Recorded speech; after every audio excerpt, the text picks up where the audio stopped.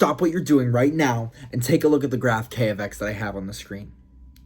Can you find all the discontinuities in this graph? If you cannot, and if you cannot say what discontinuities are on this graph, watch this video right now, and at the end, we will go over what discontinuities are on this graph.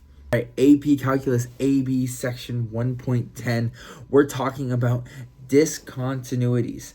All discontinuities is anywhere on the graph where there might be a gap or a jump or a split, anything that doesn't make it look like a smooth graph where there's some sort of hole or some sort of thing that's cutting off one part of the graph to the other, that's what we're talking about with discontinuities.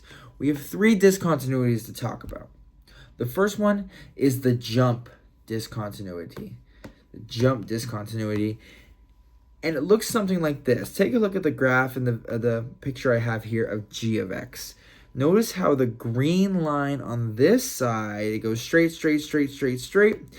And then right when it hits x equals 0, what's happening is that the graph jumps. It pops up to 3 and continues on.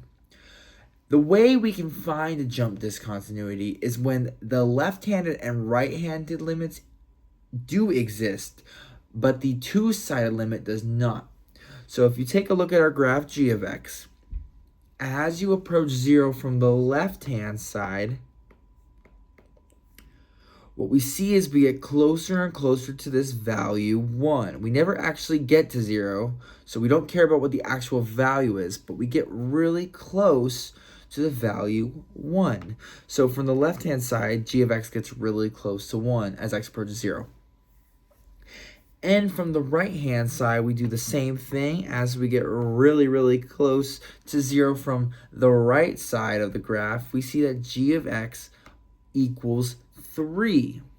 So what we have here is the left-handed limit and the right-handed limit existing, but they don't equal, which means that the two-sided limit does not exist. And this is the indication that we're going to have a jump discontinuity on our graph.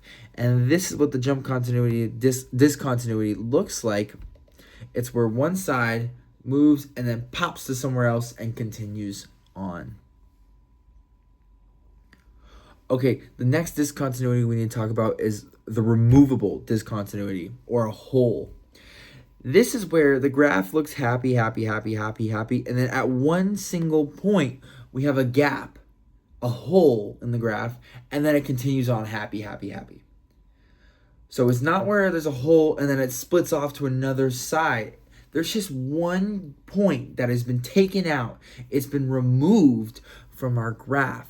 And we can find this if the two-sided limit exists, but the function isn't defined where the two-sided limit exists. So if we want to show that the limit doesn't exist, or the limit exists, but the function doesn't exist there, show that there's a removable discontinuity, we can see from the left-hand side, we get closer and closer to the value 2. And from the right-hand side, we get closer and closer to the value 2 as well. Since the left-hand and right-hand limits meet, that means our limit as x approaches 1 of f of x equals 2. Now, regardless of what the limit equals, we'll have a hole if either there's some other value away from the hole or there's no value at all.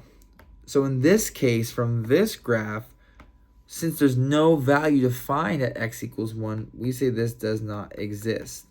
But if it is defined anywhere that is not 2, that is also a removable discontinuity.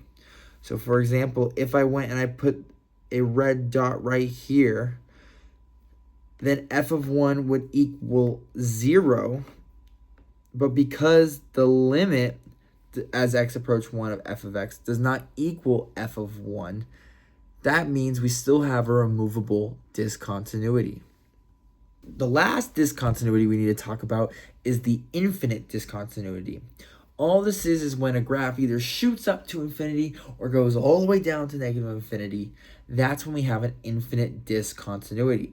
And we can find that when either limit shoots up to infinity or goes down to negative infinity. So in this case, if we took at the left-handed limit, we can see it keeps going down and down and down and down as we get closer and closer to 0 from the left-hand side. And because it keeps going down, down, down, down, down, it means that this is going to equal negative infinity. We keep going down as far down as possible, but it never ends. We just keep going down. It goes to negative infinity. And from the right-hand side, the limit as x approaches 0 from the right, we go up and up and up and up and up and up and up and up, all the way up to infinity. So when we see the limit approaching infinity or negative infinity, or you best believe that we are going to be having an infinite discontinuity. Now we're back to the graph from the beginning of the video. If you didn't know it then, can you find the discontinuities now? There are 3.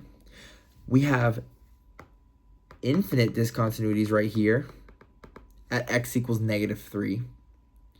We have a jump discontinuity right here at x equals negative 1. And then lastly, we have this removable, or this removable discontinuity at x equals 3.